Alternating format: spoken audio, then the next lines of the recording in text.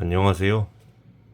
제가 최근에 선물 받은 당신은 생각보다 강하다 라는 책을 읽어 드리려고 합니다. 전미경 전문의가 지은 책이고요.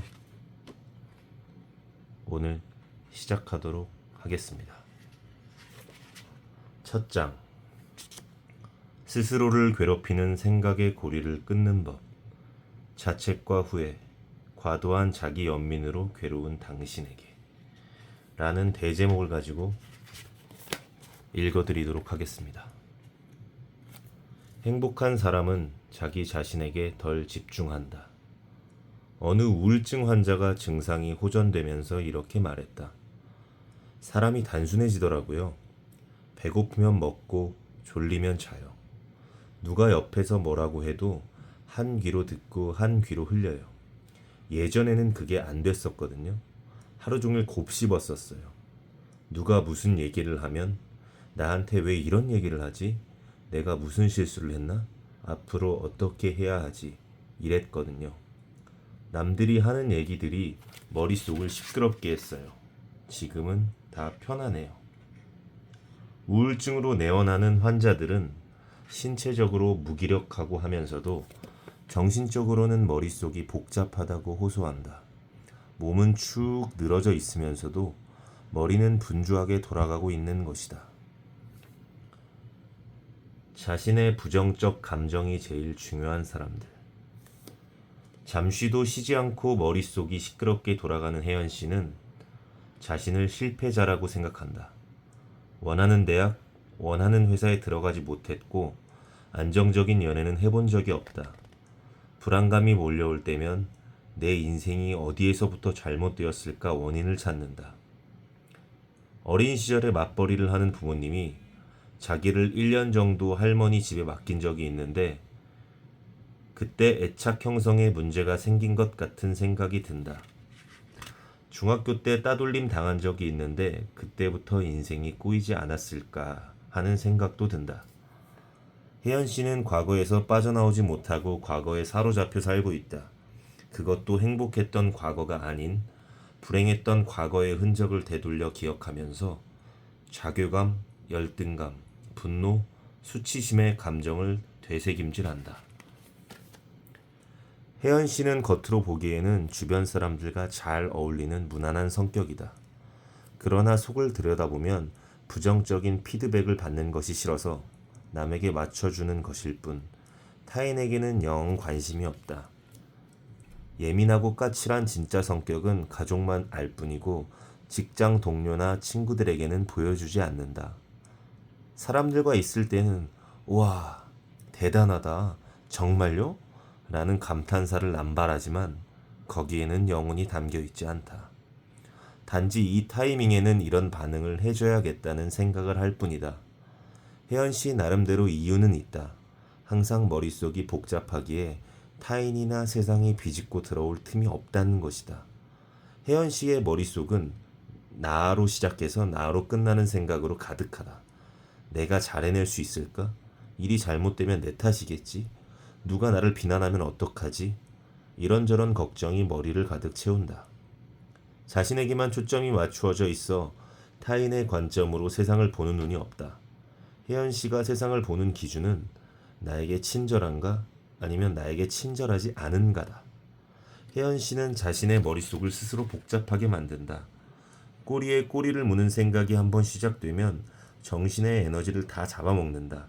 부정적인 생각은 또 다른 부정적인 생각을 불러오면서 스스로 몸집을 키워나간다. 우리 주변의 수많은 혜연 씨는 스스로의 부정적 감정을 집중해서 들여다보는데 전문가다. 심리 도서를 열심히 찾아 읽지만 읽을 때는 내 마음을 알 것 같다가도 책을 덮으면 머리에 남는 것이 없다. 유튜브로 심리 전문 채널을 구독하고 불안을 극복하는 법, 절대 만나지 말아야 할 인간 유형 같은 것을 검색해 본다. 심리에 대한 너무 많은 지식이 스스로의 발목을 잡아서 누군가가 친절하게 대하면 나에게 뭔가 원하는 것이 있나 의심부터 하고 남의 작은 언행에도 의미를 부여하면서 확대 해석을 한다. 자기 연민에 빠져 감정 소모를 하는 일도 흔하다. 자신에게만 몰입이 되어 있으면 나와 타인과 세상을 같은 선상에서 동일한 비중으로 놓고 바라보지 못해서 세상을 바라보는 분별력이 떨어지게 된다. 자신의 힘든 과거만 크게 보이며 자신의 부정적 감정이 세상에서 가장 중요하다. 복잡한 감정들을 스스로 이해하기 위해 과거를 열심히 파고 불안의 이유를 찾기 위해 노력하나 그때뿐이다. 잠시 동안 자기 이해와 자기 위안을 받을 수는 있겠지만 현재를 살아내기 위한 자기 성장과 자기 확장의 역동적인 힘을 얻기에는 역부족이다.